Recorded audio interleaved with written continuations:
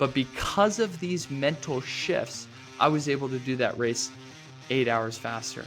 It wasn't that I got stronger. In fact, I was weaker because I wasn't fully recovered. But that's just a clear example of how powerful like the mindset that you have going into something is, and a very tangible example from one of my 200-mile races.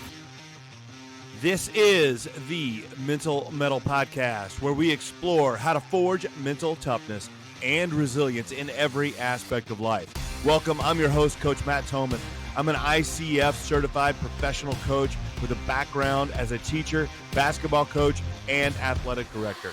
But my journey took a dramatic turn in 2020 when I survived both cancer and a stroke. Those experiences shaped my mission, help others grow stronger in every facet of life. Today, I work with athletes, coaches, educators, and anyone who believes that positive mental health is both achievable and a personal responsibility. This podcast is dedicated to helping listeners develop a positive version of toughness, one rooted in resilience, focus, and growth. Whether you're looking to excel on the field, in the classroom, or in life, this is your space to learn, grow, and take action. Join me on this journey, and together, let's forge your mettle. Your athlete probably spends hours working on the specific skill set they need for their sport, and they probably spend hours in the weight room building their body. But how much time do they spend intentionally training their mind? Well, building mindset is the key to bridging the gap between the skills that we see and game execution. Well, Mental Mettle Coaching provides individual programs that can help your athlete develop this third and crucial skill set. All right, welcome back to the Mental Mettle Podcast. I'm your host, Coach Matt Thomann. I'm here with my guest today, Pierce Showe. How you doing, Pierce? I'm super excited for this. I love the premise of the show. I love mindset, mental toughness. And thanks for having me on, Matt. Just super excited. Couple things before we get going. First of all, I said as soon as your team kind of reached out to me and said, "Hey, be on the show," and I had seen your stuff before because my son's a college basketball player, and he's got a couple years of college basketball left, but he's already wanting to get into the space of doing Ironmans and stuff like that. He's a huge Truett Haynes fan. He's like those kind of guys, right? Yeah. And so he had actually shown me something of yours before. So when I sent to my son that I'm like, "Hey, these guys reached out to me and he's going to be on my show," it's like I got some cool dad points because he was like, "I know this guy. I follow this guy." So that's pretty cool. That's amazing. Yeah, no, it's so cool. It's really cool to see how social media is really getting more people involved in the sport. I think 5 years ago, 6 years ago, very few people knew what an ultramarathon was. And now you see a lot of people running them on Instagram and people doing Ironmans. And it's just really cool to see people testing themselves physically because we're all so much more capable than we think. And the more we see it, the more we see other people pushing, the more it becomes possible for us as well. So that's amazing. Yeah. And we're going to get into all that real quick, but before we do anything else, first of all, I just saw, because I follow you, congrats. I mean, you're just fresh off a honeymoon here, aren't you? Yeah, I just got married a week ago, which is going to be the greatest ultra marathon of my life, for the rest of my life, but the best one. So no, I'm yes, yeah, it's great. Yeah, I was gonna say I'm somewhere. My wife, I hope she's not listening because I can't get the number, but somewhere around I don't know if it's 26, 27 years for me. So it's so it's good. So there you go. So as far as a marathon goes, I am past the marathon point and into an ultra marathon. So we'll take it. We'll take that if we want to run that metaphor. I love it. Yeah, I'm so grateful for my wife, and I just can't wait to continue to build a life with her. And I think that a lot of young people I don't think are getting married as young, nowadays, but I think marriage is such a powerful thing, and when two can really become one, God could do so much with that. So. I agree. Keep that passion, brother. It's you're a weekend, so you'll need that. Keep at it. It's awesome. I'm excited for you. That's really cool. So let's talk about, and that's when you talked about the sport, it's endurance, mostly, you're just mostly running, right? Yeah. Or do you a mix of stuff?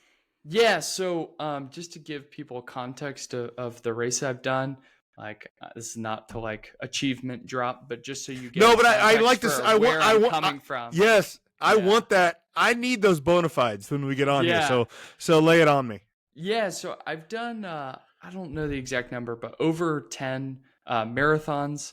I've done five or 600-mile races, and then 3 200-mile races. These are on foot, anywhere 100-mile races around anywhere plus or minus 24 hours, and then 200-mile races can take they took me anywhere from like 79 to 91 hours.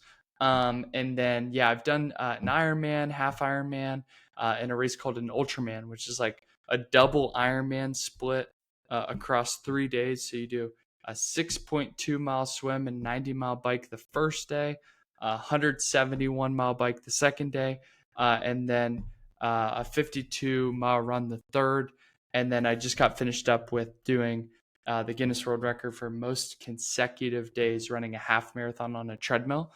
So I did that for 153 days straight. So yeah, I've been busy the last 7 years doing all these races and really just figuring out what I'm capable of. Because the cool thing that I want to talk to you about today too, with mindset and determination and consistency and all these things, is they compound on top of each other. Yeah. And so 7 years ago, before I ran my first half marathon, which was actually in September of 2018. We're recording this on September 22nd of 2025.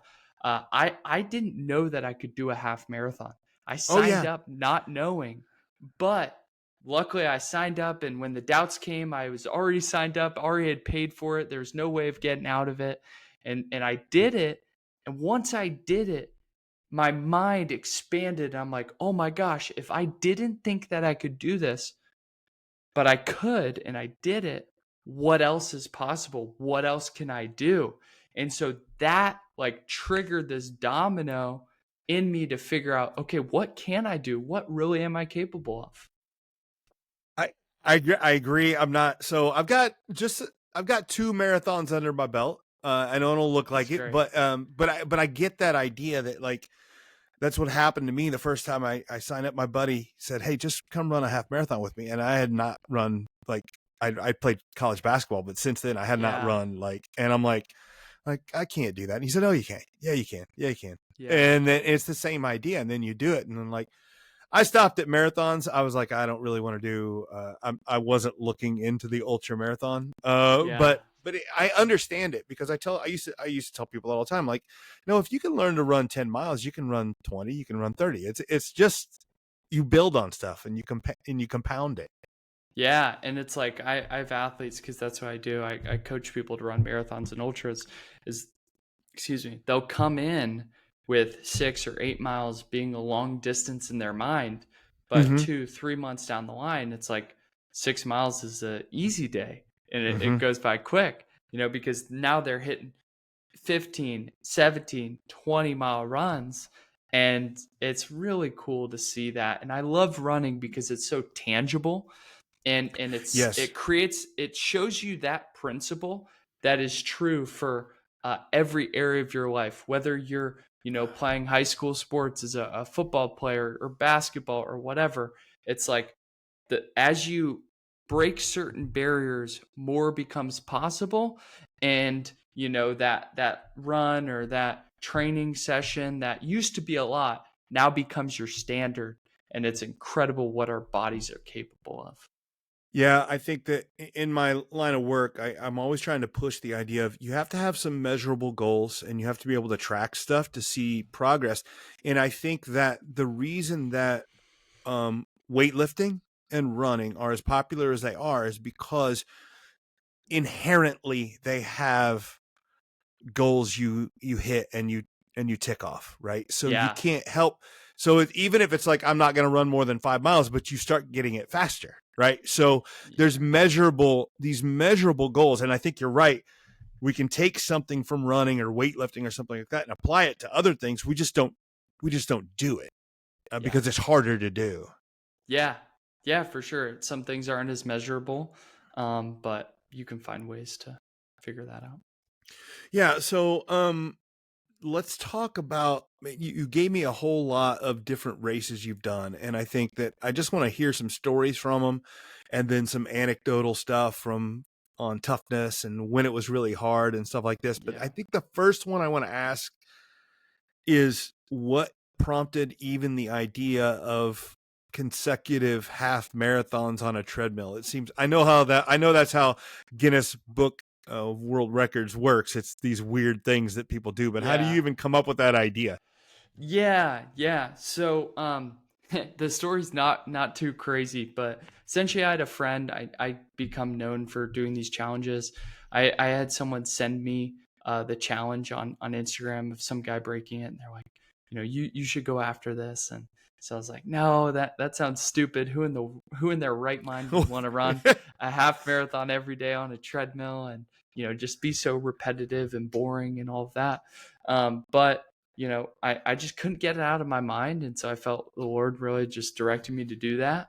And so things came together. I was able to get a partnership with Lifetime Fitness and able to do that. But it's really cool because through that challenge, I thought a lot about, because it was a half marathon, I thought a lot about what even got me into running in the first place with a half marathon, because that was the distance that I first did. Mm-hmm. And for the listeners, every journey starts somewhere, and every journey starts in a very different place than you see the people where they're at now. Right. My journey started in a very different place than running half marathons every day. This is 6-7 years down the line. But how I got into running in the first place was I played lacrosse. It was big in my hometown. I'm from Columbus, Ohio. And ever since third grade, I got into that sport. And I was never the best, most talented athlete, but I worked really hard. That's why I love mindset and grit and determination so much, is because I truly didn't have the best skills, but I had a great mindset to push myself and to work harder than a lot of people. And I knew that what I lacked in talent, I'd be able to make up in work ethic. And so for tryouts, before lacrosse tryouts, every year, the whole first week, we had to run a 5K before every day. It was conditioning. It was horrible. Any high schooler, most high schoolers, don't like running and just think of, I thought of that as, oh my gosh, how in the world are we going to do these 5Ks before tryouts? But I realized I did it, and I realized I was decent at it. And so that was freshman year. So by the time senior year came around, I'm like, maybe I should try this running thing out. My mom is a great example. She's run a marathon, at least one marathon every year for the last 33 years.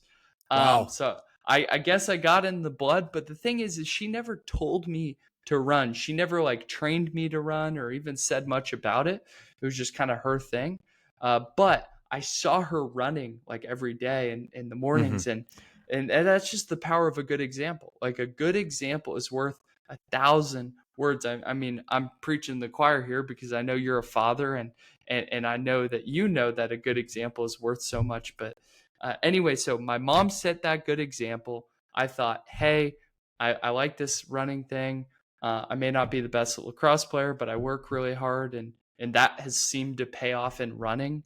And so why don't I sign up for this race? And so I signed up for a half marathon, and I kind of hinted at this earlier, but before the half marathon, I was met with some doubt.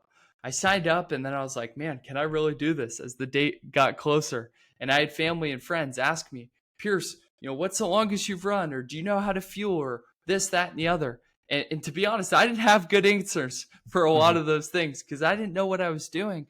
But luckily, I had already signed up. I had already committed. So I'm like, I got to figure this out. And so I definitely didn't know entirely what I was doing, but I said I was going to do it anyway. And like I said, I crossed that finish line. I was exhausted, but I was like, oh my gosh, I didn't die. I'm fine. And once I gathered myself, I'm like, man, if I didn't think I could do this, if I had doubts that I could do this, what else is possible? What else can I do? And that's the belief that triggered it for me. And so like, yeah, that figuring out like why to do a half marathon a day isn't a crazy story, but hopefully that story of how I actually started running can really inspire you listening to this, that it doesn't look like running a half marathon every day to start. It looks like, lacing up your shoes and get started with something, and you don't know what it can turn into after, years of consistency. Oh, I'd how much rather do it even in the cold outside than that on that treadmill every day. That is like, do you even do headphones or watch TV or something, or did you just power through it? I did some podcasts, but another part of the challenge though was I had to have 2 witnesses every day. So I had to find 2 different people to watch me and be with me to sign off that I did it. And so, that was a whole challenge in and of itself. But but then I did have those people there to talk to. So a lot of times I'd run and talk to those people, and that helped pass the time.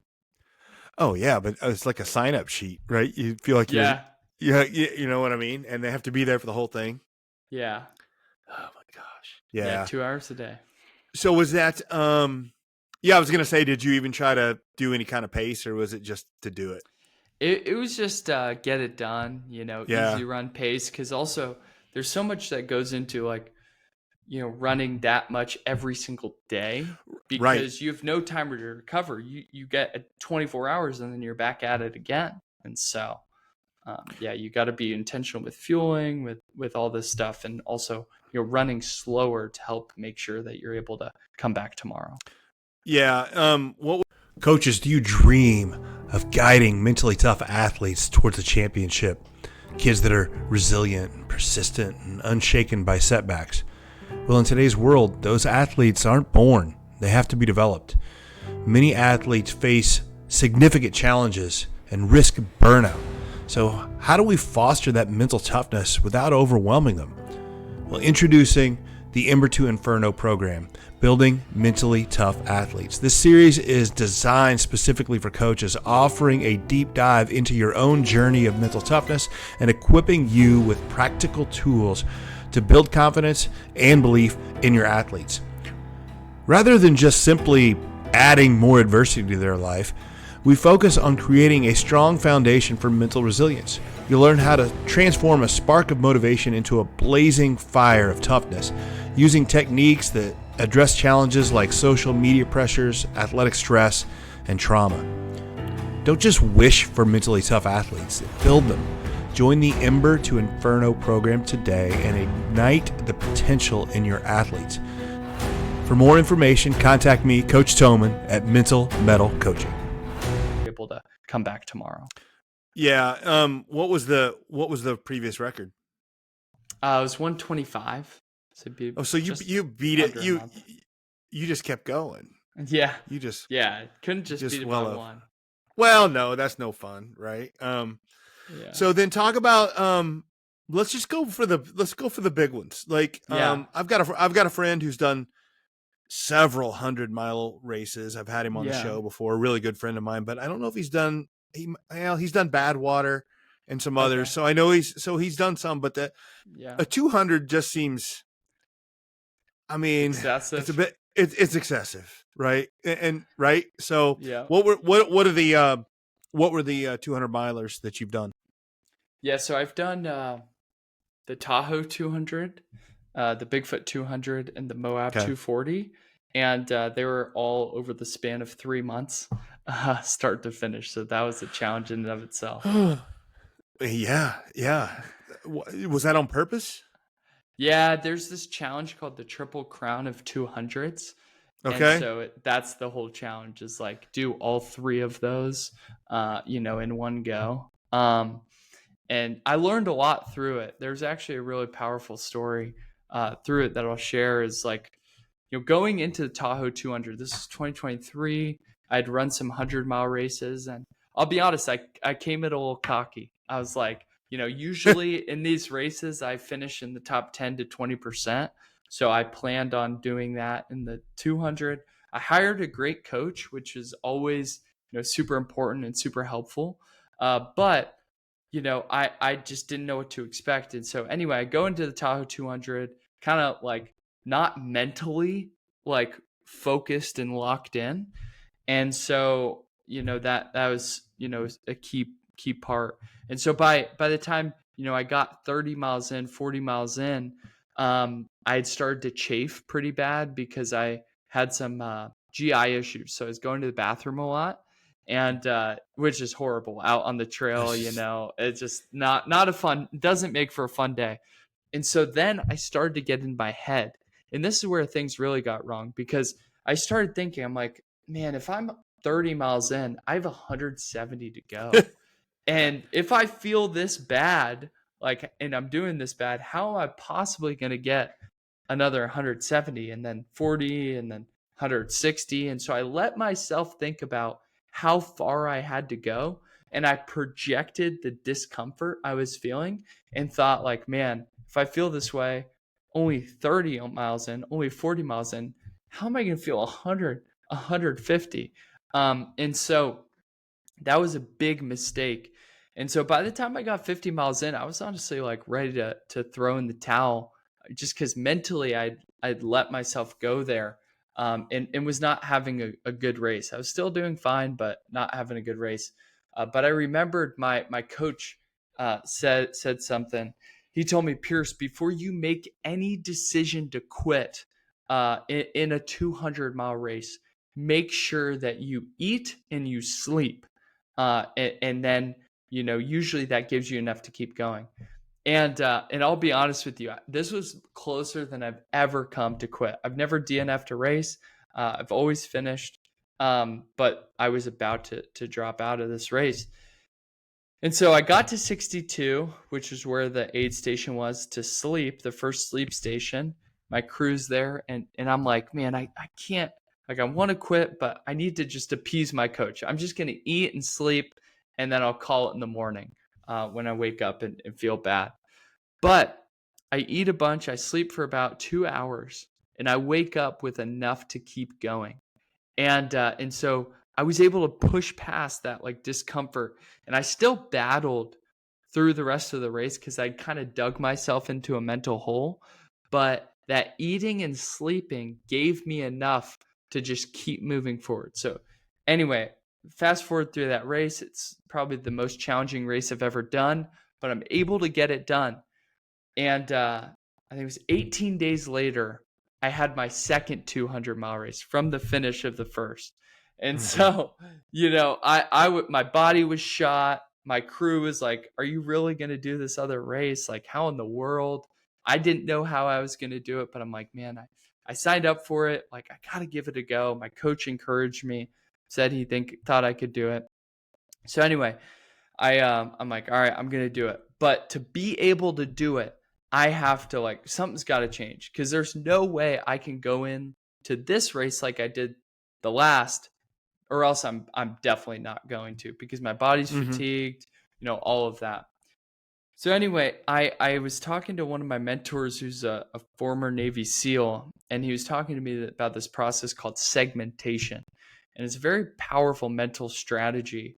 And it's very simple, and a lot of people have heard about it. They may not have known this way to call it segmentation.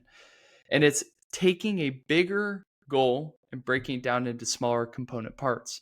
And just so make it to lunch, right? Yeah, exactly. Yep. And that's the SEALs. Yeah, exactly. Yep. It's like break Hell Week down into bite-sized chunks and just get through that, and then you can get through more. And in ultras and marathons, they make it easy on you because they have aid stations. So it's like, just get to the next aid station. And so I came in with the mindset to the Bigfoot 200 18 days later after the first 200-mile race. And my body's still like just recovering, like brain fog is just going away. But I'm like, mentally, I'm using this process of segmentation. I'm not going to think about 150 miles left to go. I'm thinking about 12 miles to the aid station or 10 miles to the aid station. And then two other things I did is, one, I'm going to expect it to be hard. So expect it to be really challenging. So when the challenge comes, it's like, dude, I expected it. Like, all right, like bring it on. Like, yeah, I hurt, but I expected this to happen. And this is where I grow. So I reframed the pain to be something I expected and also something that like I knew would grow me. And then the third thing was I just planned to be positive the entire time. Like, what a joy it is for me to be able to get to do this. Not many people get to run a race like the Bigfoot 200, take a week off of work to be able to run through the mountains in beautiful Washington State. And so anyway, I had these three mental shifts. And I'll tell you what, that race, I was able to run it 8 hours faster than the first race. Really? And it had even more elevation gain, even more climbing. So it should have taken longer. It was harder. And my body didn't have enough time to recover. And then two, during these races, they give you like the space to have pacers, so people can run with you to like encourage you, push you, and help you stay mentally there and focused. I didn't have a pacer until the last 13 miles of this race, so from like 200 to 213. I only had a pacer then because one of my pacers had to cancel. But because of these mental shifts, I was able to do that race 8 hours faster. It wasn't that I got stronger. In fact, I was weaker because I wasn't fully recovered. But that's just a clear example of how powerful like the mindset that you have going into something is, and a very tangible example from one of my 200-mile races. And just how much the mental gymnastics we can do and do the right things, how much it can affect the positive, the physical. They're so connected. And that's kind of what, when you were talking about the positivity, I want to lean into that and how where you drive that or draw that from. I heard a little bit of gratitude in there, but I'm just curious where you pull your positivity from. Yeah. The root of all my positivity is from my faith. Like, I believe in Jesus. I'm a Christian. And I draw a lot of that from God, from the word. Like, there's so many scriptures like Galatians 6:9. Do not grow weary in doing good, for in due season you will reap if you do not give up. I think it's Romans 5:3-5 that says, not only so, but we rejoice in our suffering, knowing that suffering produces perseverance, character, and character, hope. And so like there's so many good verses on how powerful it is to withstand trials, and actually how much it grows us, how much it prunes us and develops us. And so I think that's a lot. And then there's like this spiritual strength that comes from not trusting in your own abilities, but trusting in a higher power. Like I there's no way I'd be able to do all the races I've done without the Lord. And I pray before all my races. I'm praying during them. And so I think that's that. I'm not immune to negativity. Like, there's definitely times where I can get negative and things are really challenging. But through the Lord and through learning from mistakes too, I've been able to stay really positive through these challenges. And I think it's so important to stay positive through these challenges because during a 200-mile race, this is demonstrated so perfectly in the first 200 I did. Is I started to get negative. I started to think about how far I could go or how far I had to go. And it made the race infinitely more hard. Oh, Like, it was this like similar distance as the second one, but it was so much harder when I was thinking in that way. Like, purely by the way that we think about things, we can make them more difficult or easier.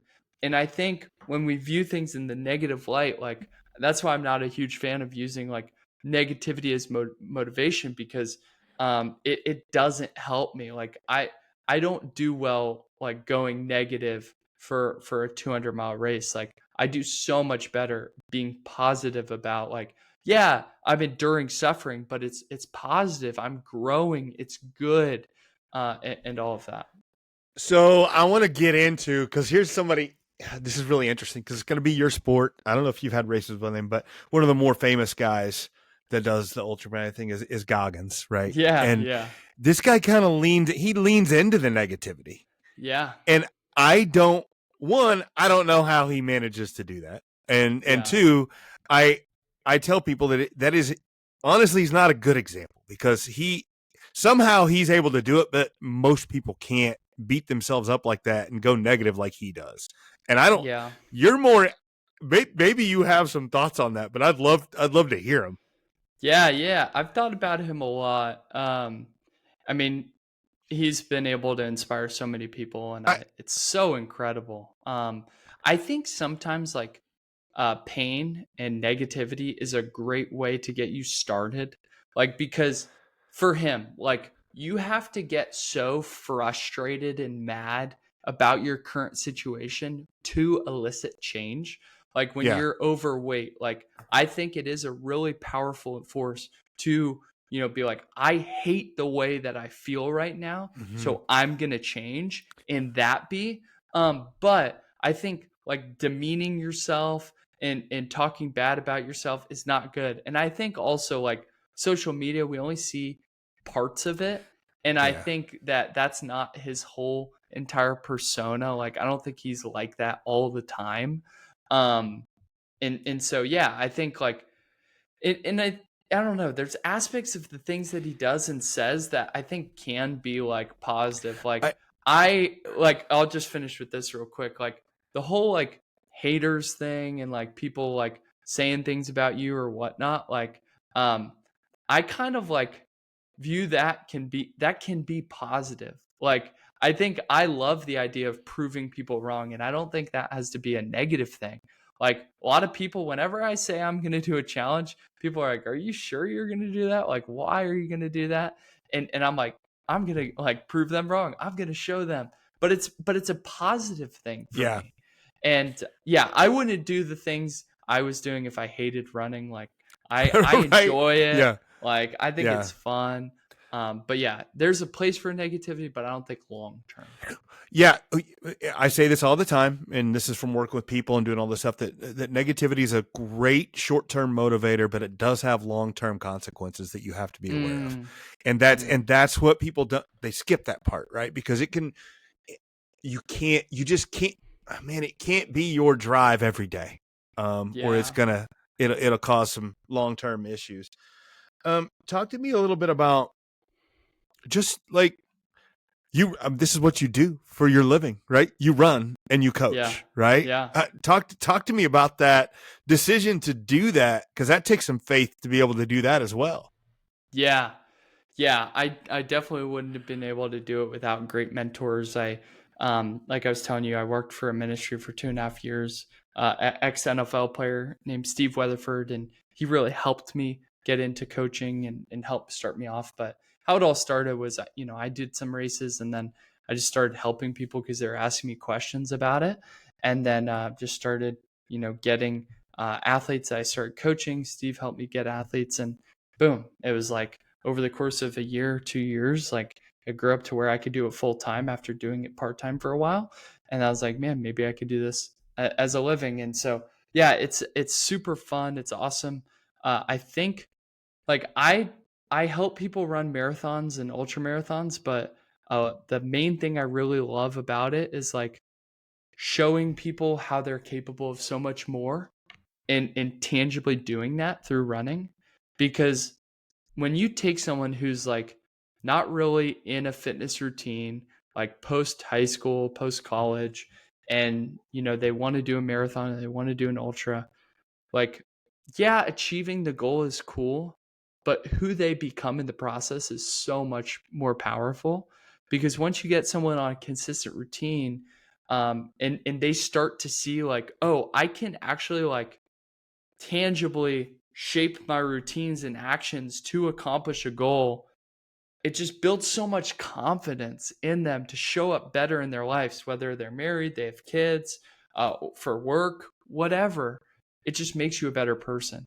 And that's a big reason why I think everyone should at least run one marathon, because of what it requires you to do leading up to it. Race day's fine. Race Oh, day's cool, right. but like the process leading up to it is really where the growth happens. It's race day is fantastic. I mean, it hurts, but it's like it's the lone 20 milers leading up to it that are the. I don't want to put on my shoes today, or I just got back from a it's trip, or it's like, hey, I'd like to go hang out with you guys today, but I have to go run 20 miles, and they're like, right? It's a lot to be able to want to do that. No, I get that. So how do you coach around? Now, you haven't had a DNF, but honestly, Pierce, I can't wait for you to have one just because I want to hear how you know what I'm saying? Like, because it'll happen, right? It happens. And I kind of want to see how you respond from that. And then also, how do you coach around failure? Because failure is actually, I mean, it's part of the process. It's a very important part of the process. Yeah. Failure is important. You just can't stay there. And that's the biggest thing is like, I've had athletes, like I had this one athlete who tried running marathon twice before working together. He had to drop out both times. Then when we did the race, he was signed up for the Honolulu Marathon, and he was out there the week before with his family. And literally the night before the race, he got food poisoning, was up all night, and couldn't run the race the next day. And so what do you do when 3 times you've gone after a marathon, right? You got sick or injured the first 2, and then food poisoning the third? What happens is, like, that goal for him was a marathon. That goal becomes so heavy, and it's like, man, am I ever going to be able to do this? Like, that's basically 3 failures. Mm-hmm. And he was feeling like, how am I ever going to do this? And the best thing that you can possibly do is attack that as fast as possible. For instance, I'll give you this. Like, for him, I didn't want him to sit in that failure for long at all. Like, I wanted him to get through that as fast as possible. And so he got back from Hawaii, I think on Tuesday after that race, which was supposed to be Saturday. And I was like, hey, you want to meet up and run on Thursday? And so, like, on Thursday, we charted a loop around this lake near us. It's a 10-mile loop around the lake, and we did it 2.5 times. Right. And we knocked out the marathon. And we didn't do an official one, but we did it together, and we got that marathon done. And it completely changed his confidence. It completely changed everything in him because he got that goal done. And so I think failure, the biggest thing it impacts us is mentally, and you just can't let it stew and sit, or else it's going to hinder you. And so, it's so important to attack that failure as fast as possible, whether that means signing up for another race soon, granted within reason, like you should recover if, you got far into it and taxed your body, but you just need to get over that hump as fast as possible, because otherwise it's just going to become this big grudge mentally that weighs you down. Yeah, no, I agree. And there's something to be said for sometimes some people, I don't know, like Honolulu Marathon, right? Some people make such a big deal about stuff and just go like some short little close distance, like marathon, just go do it there and not make a big deal about it. Or just be like, hey, just get a few friends and be like, hey, support me on this. I'm going to go run this trail till I get a marathon, and just say I've run a marathon and take a picture there. Right. There's something to be said for that. Yeah. Just get it done. Are you ready to take on the toughest opponent you've ever faced? Yourself. At Mental Mettle Coaching, I work with athletes, coaches, and professionals who are up for a challenge and ready to grow. Through individual coaching, group coaching, and professional development for schools and businesses, we'll help you build confidence, resilience, and a mindset that seeks growth. If you're serious about becoming your best, let's get started. Check out the show notes for my contact information, and together, let's forge your mettle. So tell me, I've always been enamored with Leadville. Is it as difficult as it has to be? Yeah, I mean, it's extremely challenging. I think this year just over 700 people ran it. There was over a 60% DNF rate, which is like didn't finish. The race is so difficult because you all the time are running, I think, above 10,000 feet. And So then it's good. you get up to like 12,500 or 13,000. And so you're climbing, you're doing a lot of climbing. You're also, high altitude, which just obviously makes it harder to breathe, makes it harder to consume calories, and a couple other things. So it's a very, very challenging race, that's for sure. Um, but it's one of the most epic challenges that you can do. I mean, it's one of the biggest ultra marathons, 100-mile races there is. And Yeah. so it's a really cool, unique environment. I'm super glad. I'll take some of my athletes to like crew for me or pace. And I had 2 athletes that I got to bring out for Leadville. And like just being in that atmosphere is so Oh, inspiring. Like whether you run a marathon or a 100-mile race or not, like go to the finish line of a marathon or a 100-mile race or an that's awesome. Ironman. And it's so inspiring because you see people laying it all out there, and just exhausting every single bit of them to finish. And then on the other side too, you also see people who honestly, may not look the fittest. And you're like, Mhm. man, I'm probably more fit than that person. I think I could do it. And so there's this like 2 different angles where it's so inspiring to see people push themselves, but then there's also inspiring to see people who you may be more like seemingly fit than do these races so it shows you, Yeah. oh wow, like all these people are not ripped 6-pack, No, not at all. shredded. Not at all. Yeah, not at all. We talked about it a little bit, Pierce, but lean into. I want to hear your take on the connection between toughness and faith, Mm, and how those two feed each other. yeah. There's a lot of ways I could go with this. I know. But the first thing I think of is we all have a capacity in ourselves, but how I think of it spiritually is like I'm drawing from an infinite source of Mm, like through Christ. And so when I get to the end of myself, then I can lean on him, and there it just like never ends. So like there's a great example of me during Leadville. So because of the altitude and taking in calories, I think I was taking too many gels and not enough whole foods. And so about halfway through the race, I got really bad stomach pain. This is about 44 miles in.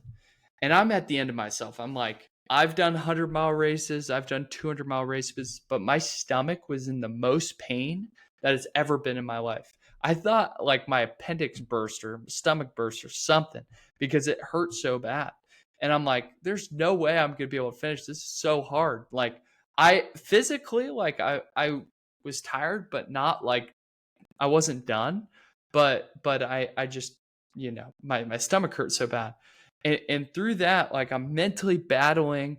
I'm like, oh, I can't do this. How am I going to do this? But then I start praying. I'm like, God, I need help. Would you just strengthen me right now? Would you help me figure this out?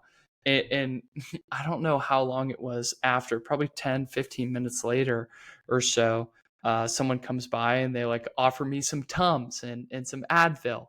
And so like that helped. And then, speaking of Truett Haynes and Cameron Haynes ran by me. He passed me. yeah. And he was like checking in on me, seeing how I was doing. And so like, and that really sparked something in me because I'm like, like he's such a legend. I look up to him so much. He's inspired me a lot. Like I can't give up now. And so like God gave me exactly what I needed in that moment. And I was able to outlast that pain and just keep going. And so when you talk about like the connection between faith and mindset and persistence and all of that, is I think like when you have something more than yourself, when you get to the end of yourself, it's not the end because you're drawing on the Lord, you're praying, and God will show up in some amazing ways. I think it's really cool because I think that's when God can show up the most, is when we empty ourselves out and we give everything. Oh, yeah.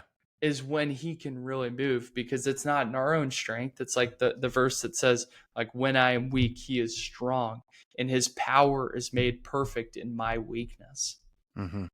There's so much power in vulnerability, and a prayer of saying, I actually Desperation. need this. It's there, right? And it's, there's so much, but that our egos keep us from doing that. And I think that's not we don't want to do that. That's not helpful. No, fantastic stuff, Pierce. My last question, and I always ask, is what's the question I didn't ask that I should have? That way, if we didn't talk about something, it was your fault, right? So what's the question I should have asked that I didn't, Pierce? The question that I think of is like maybe, Pierce, how did you become this way? Like, how is this even possible? It's a great question. It is a great question. And like the biggest thing I'd say is, I think the constant theme of this podcast is like, it builds. I wasn't born this way. Yeah, I had a childhood where my parents were divorced, and so maybe that put some more drive in me. But like, even when I started running, I didn't think this was possible, but I just did a little bit more. So no matter what your goals are now, I'm a big fan of, like, you don't even need to believe right now that No. you're able to accomplish what you want to, because as you go along and do more becomes possible. And as you spend time training and exercising, if it's physically, more becomes possible. When you run a half, a full becomes possible. A 50 miler becomes possible, 50, 100. And like, stepping up that belief is so powerful. And so the biggest thing I would say is, I am not like, I may be seen as an outlier now, but it's come from that consistency and the dedication to be able to delay my gratification and put in the work when other people like may run a marathon or two and just stop. And that's fine. That's fine. Like, that's what some people want to do. But like, for me, the only reason I was able to do what I'm doing now is just because I stuck with it. And so there's a real power in just sticking with things and just doing more progressively over time, because more becomes possible. Well, but I think you need to be, I really think that we are at our best when we are constantly in that build for something. Like, it doesn't have to be running, but I think that we are our best when we're trying to reach some difficult goal that takes steps to get towards. Because I think it's such a great, just a feeling of purpose and power to be able to do that. For sure. And I'll end with this too, is like, that's why I keep signing up for races. Is I think people a lot of times are like, Pierce, like, when is enough? Like, haven't you done enough 100 milers? Haven't you done enough 200 milers? And I may not run like, as many like per year as I've been doing now that I'm married and we'll have kids in a couple years, but I'll always do some, because that exact thing of me setting a goal, setting a date, a deadline that I need to work towards, gets me to get into routine, to lock in, and to push forward. And I think everyone needs that. That's why signing up for a marathon is so important, because once you get out of like the high school sports or the college sports, you don't have anyone telling you, hey, you need to lift these body parts these days a week, or hey, you need to do strength and conditioning, or whatever. You're on your own. You could just go and drink a bunch of Coke and dessert and get fat. Well, and a lot of people do, right? Yeah. Yeah. And so it's so important to set those goals. It honestly makes it easier. Like, I think people think I'm some superhuman, but what I have done is I have forced myself to be in a routine, because I've set those goals. Because if I set these goals and I don't train and I don't, have a coach giving me a plan, I'm screwed. Routine beats motivation every day of the week. Like, like, if you're waiting for motivation, you're going to be disappointed. I guess the last real quick we'll lean with, like, now that you say this, what's your Mount Everest? I think my biggest thing, Matt, to be honest, is I want to be an amazing dad. Okay. I want to be an amazing dad. I think there's such value. I think we need more amazing men in our world to lead by example. And I think that the challenges are cool and they serve a purpose, but I see them serving the purpose as making me a better person. And I can like collapse growth into shorter periods of time because I push myself to the max through these races.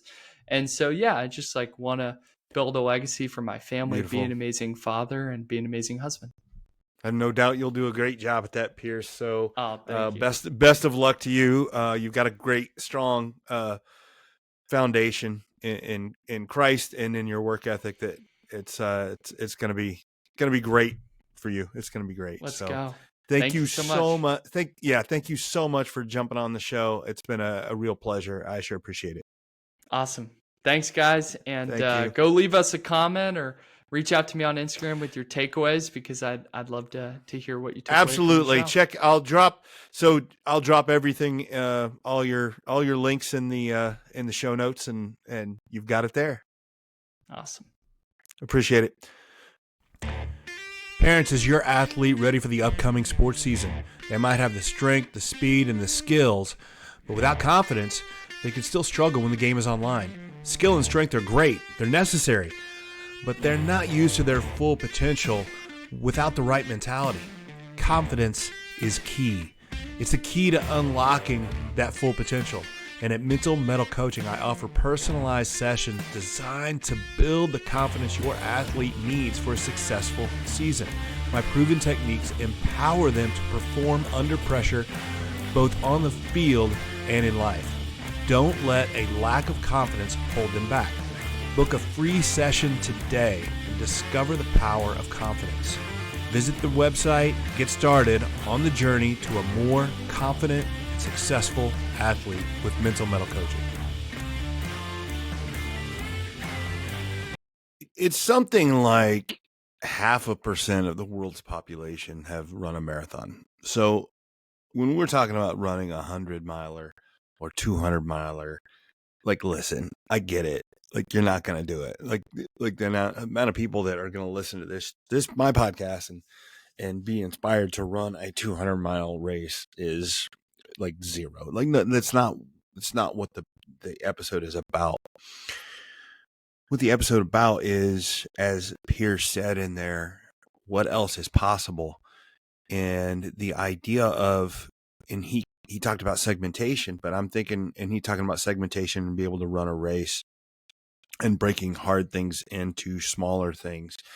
And the idea of being able to keep going and building on what you've done. And that's the point. So when we talk about resilience, and this, I mean, Pierce is a crazy, gritty dude and does stuff that, again, almost nobody's going to do. But we can take lessons on what he does and do it in our own way, in our own lives. And I talk about this all the time. When we talk about things like grit and resilience and mental toughness, they are not words that you read. Now you can read books, you can work with a coach like me, you can, or like Pierce, and you can get ideas to do it. But I think that it is only built through repetition of practicing something. So I love to talk about how whenever I work with people, there's two parts of growth. One is recognition, and the second one is repetition. Recognition is a coach can sit down and talk to you. You can read a book. You can, even if it is negative, like Pierce and I talk about, and you have recognition that, like, I'm in bad shape mentally or physically and I need to get out of it. That's a recognition piece. But the recognition piece only gets you so far. You need the repetition on something to move forward. Now, the amount of repetition you do and how hard you work and how much you do and how much you stair step stuff the more resilience and the more grit you have, and the more you're able to accomplish. Pierce's, I enjoyed reading Pierce's or hearing Pierce's story about how he didn't start running until I think he said 2018, something like that, and it started with a half marathon, and that is infinitely more approachable than a 200-mile race. Yet it only took him 7 years to get from one to the next, and he started just like everybody else that runs their first marathon or half marathon and says, I don't know if I can do this. And that was me. My good friend, I mentioned him in the thing, Jim Wolak. I was not in good shape. In my 30s, had a couple kids, and you kind of get into that rhythm of working, and I'm too busy. And Jimmy kind of said, hey, you need to come run the Chicago half marathon with me. And he kind of prodded and poked, and I was like, fine. And I can remember my first run. And I'd played college basketball. I'd run before. But I think whenever you're doing for basketball, I think the farthest I'd ever run was maybe 3 miles. So I can remember him telling me, you can do it. You can do it. And I don't know that I agreed with him, but he prompted me enough to go do it. So I can remember my first 2-mile run in preparation. I can remember the road I ran on. I can remember it was first thing in the morning. I can remember everything because I ran that 2-mile run, and I thought, there's no way on God's green earth I can be able to run 13 miles. I'm exhausted after running 2 miles. It was awful. I hated it. But I had enough motivation because Jimmy had convinced me to sign up, and I was not in great shape, and I knew I needed to get in better shape, and I had enough motivation to work forward. And that kind of led me, I'm nowhere near like Pierce, but I for the next 10, 12 years, I got into running, doing a lot of half marathons, a couple marathons. And again, what you gain from that is things get easier. Like, I think if you don't have much positivity, and if you don't have much grit, and you don't have much resilience, and you hear somebody like Pierce talk, you go, well, it's just made up, or that's not me. He's got these genetic markers that he can do that. Of course, he's a young, skinny guy. Of course he can do it. I can do it. And those are just great excuses, quite honestly, because he couldn't do it and he figured out he could, and then he just built on it. But the point is, start somewhere. And again, this doesn't have to be running, but I do think that you need to be finding ways to challenge yourself. I think you need to find things that are difficult and things that you can build on. Doing things that are really hard at first, but then as you accomplish them, even little pieces, even little bits, and say, you kind of start to be able to tell yourself, well, because if I did that, I can do this. If I can do this, I can do that. And then you build on that. I don't run much anymore. I've switched, and I talk about this on the show sometimes. I train jiu-jitsu now, and it was the same thing. It is really hard at first. It is very difficult because you don't know what you're doing. You're getting your arm twisted. You're getting choked out. You're getting manhandled by somebody half your size. It's really hard. It's really difficult. It's frustrating, but you finally get out of a hold, or you get out from underneath. Somebody's got you in side control. They're just squashing you, and you figure out how to get out. And then before long, you're doing that to other people, and then you're keeping up with higher belts, and you're able to do things that you couldn't do before.